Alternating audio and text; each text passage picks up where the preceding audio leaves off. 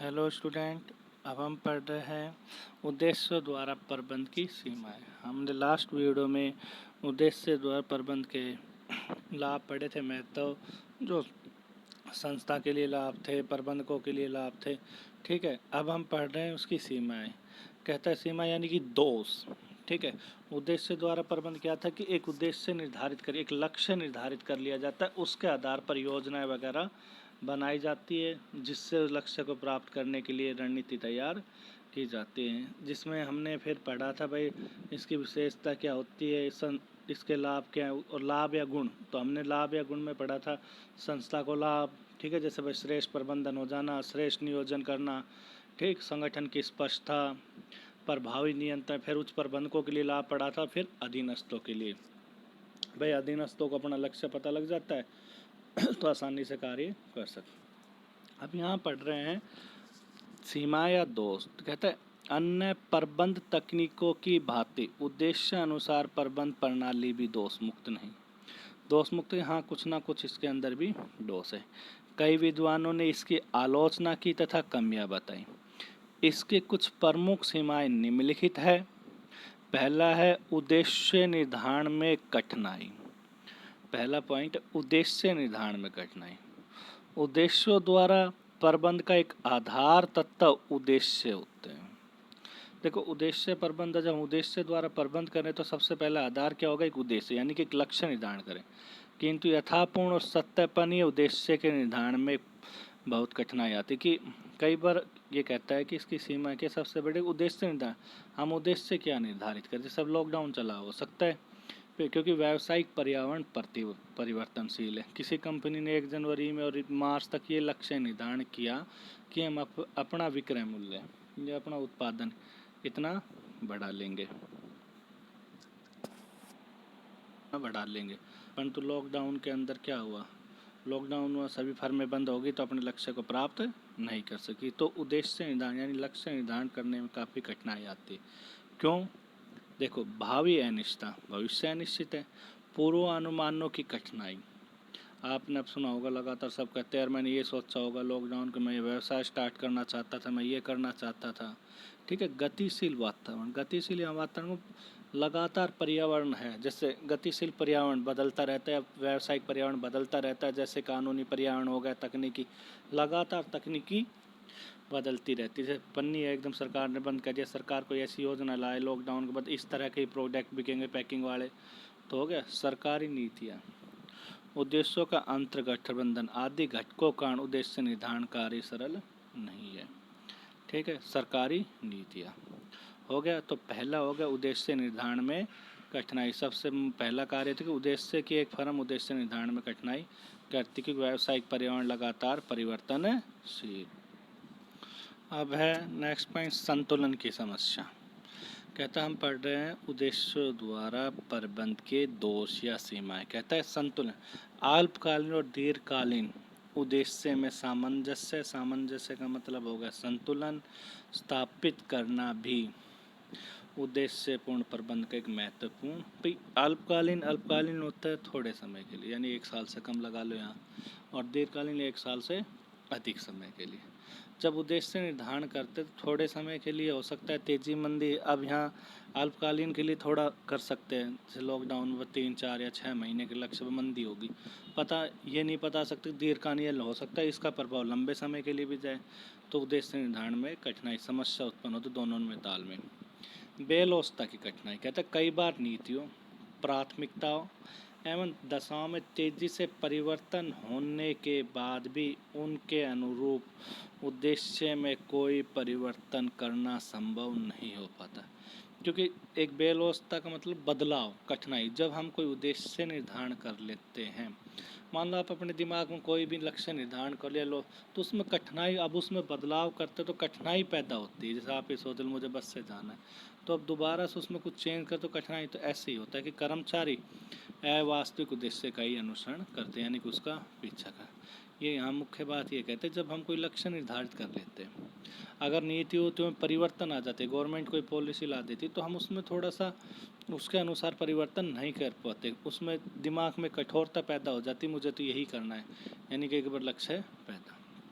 स्थिति के अनुसार हम आसानी से बदल नहीं सकते। ठीक है भाई, तो हमने दो उद्देश्य पढ़ लिए यहाँ। पहली सीमाएँ पढ़ ली, पहली, दूसरी संतुलन की समस्या, तीसरी बेलोस्ता की कठिनाई रहते, किंतु इसे उद्देश्य अर्थहीन होता है। अब आता है अन्य दोष। ठीक है, अन्य दोष कहता है उच्च प्रबंधकों की सहभागिता एवं सहयोग का अभाव। कहता है कि इस अन्य दोष के उद्देश्य निर्धारण में जो उच्च प्रबंधक होते हैं उसमें सहभागिता नहीं रखते, यानी कि अपना सहयोग नहीं करते। वे हमें इतना लक्ष्य निर्धारण करना चाहिए, क्योंकि नज़दीक तो ये रहते हैं, मान लो किसके, अपने अधीनस्थों के मध्य स्तरीय पर। अधीनस्थों पर अधिक समय का दबाव बढ़ जाता है, प्राथमिकता तय न होना। ठीक है, जो अधीनस्थ तो उन पर क्या हो जाता है, समय का दबाव अधीन। ठीक है, दबाव बढ़ जाता है प्राथमिकता कि कौन सा लक्ष्य पहले करे, कौन सा उद्देश्य पहले करे ना। उनको तो एक समय दे दिया जाता है, 3 महीने में ये काम करना है। अधीनस्थों को उचित रूप से अभिप्रेरित न किया जाए, क्योंकि एक बार लक्ष्य निर्धारित हो जाते तो जितने भी अधिकारी है अपने अधीनस्थों को किसी प्रकार का सब अपने लक्ष्य को निर्धारण करते, भाई मेरा उद्देश्य पूरा हो जाए, भाड़ में जाए। उचित पुरस्कार माने थे, यानी कि अपने अधीनस्थ भाड़ में जाए। इसलिए बोल रहा हूँ कि अपने अपने बारे में सोचने जाते हैं कि भाई मेरा ये नहीं देखते भाई इसको क्या परेशानी होगी। जैसे अब लॉकडाउन चला हुआ है, सीनियरों ने अब भी अपने जो मार्केटिंग का काम करता भाई कि काम लेकर आओ, भाई काम कहाँ से लेकर आए, परंतु वो अपना लक्ष्य नहीं था, टारगेट दे दिया जाता कम से कम 50,000। जब लोग घर 50,000 की सेल करें, जब लोग घर से बाहर नहीं निकलेंगे तो कहाँ से 50,000 की, परंतु क्या कर देते हैं अपना। ठीक है, पुरस्कार मान्यता का अभाव। ठीक है, तो कहते हैं पुरस्कार और मान्यता किसी प्रकार को नहीं देते। वरिष्ठ प्रबंधक को अधीनस्थम व्यक्तित्व संग, जो वरिष्ठ प्रबंधक है वो चाहते कि मेरा उद्देश्य पूरा हो किसी तरह से चाहिए, और ये जो अधीनस्थ है वो चाहते हैं कि मेरा उद्देश्य पूरा हो, कि मैं इतना काम का।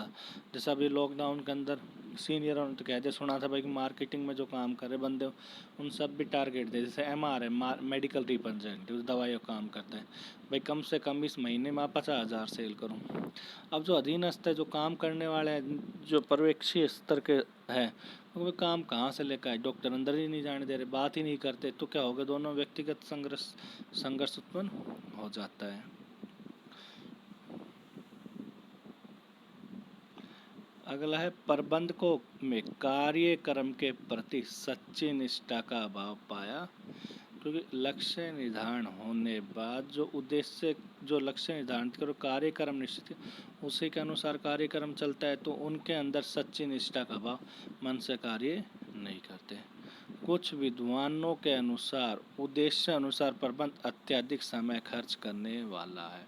देखो पहले ही कहा था कि एक स्तरीय प्रबंधक जो होता है 90% किसी काम खर्च समय अधिक खर्च करता है, कम्युनिकेशन संप्रेषण। तो कहता है कुछ विद्वानों के अनुसार प्रबंध में अत्यधिक समय खर्च हो जाता है, क्योंकि पहले उद्देश्य निर्धारण कठिनाई हो जाती, कई कई दिन तो कितना लक्ष्य निर्धारित करे, क्या टारगेट रहेगा, क्या मीटिंग कर लेते, समय बर्बाद। ठीक है, तो समय खर्च होता है। उद्देश्य अनुसार प्रबंध का मुख्य जोर परिणामों पर आता है, इसके संबंध में लक्ष्य साधनों को औचित्य सिद्ध कर सकते हैं वाली कायद लागू हो जाती, फलते परिणाम प्राप्त करने कर्मचारी गलत साधनों को अपनाएं।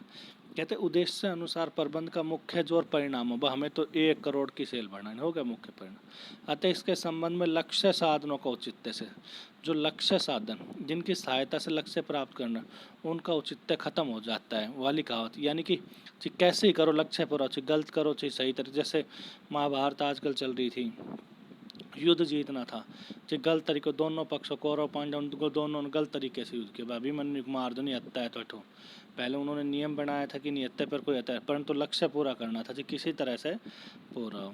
ठीक है, अतः परिणाम प्राप्ति के लिए कर्मचारी गलत साधनों का भी हाँ, अभिमन्यु कुमार ने क्या किया कि सब ने कह दिया अभिमन्यु, वो दुर्योधन कहता है अगर युधिष्ठिर को पकड़ लो तो मैं युद्ध जीत जाऊँ, तो गलत तरीके से कैसे हो, तो धीरे धीरे दोनों ने क्या किया, साधनों का प्रयोग, गलत साधनों। ठीक है भाई, यह दीर्घकालीन नियोजन की अपेक्षा कर अल्पकालीन लक्ष्यों पर अधिक कहता है।